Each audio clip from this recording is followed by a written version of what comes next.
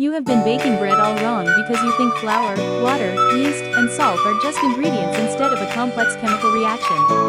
Welcome to our baking masterclass.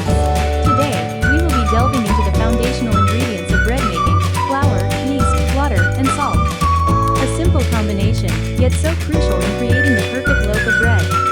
First, let's talk about flour. The most common type of flour used in bread making is all-purpose flour, but you can also use bread flour or whole wheat flour depending on your preference. Flour provides the structure and texture of the bread, making it an essential ingredient. Now, let's move on to yeast, the magic ingredient that makes bread rise. Yeast is a living organism that feeds on the sugar in the bread dough, releasing carbon dioxide and causing the dough to rise. It's important to activate the yeast correctly by proofing it in warm water before adding it into the dough. Next up is water, the main liquid ingredient in bread making.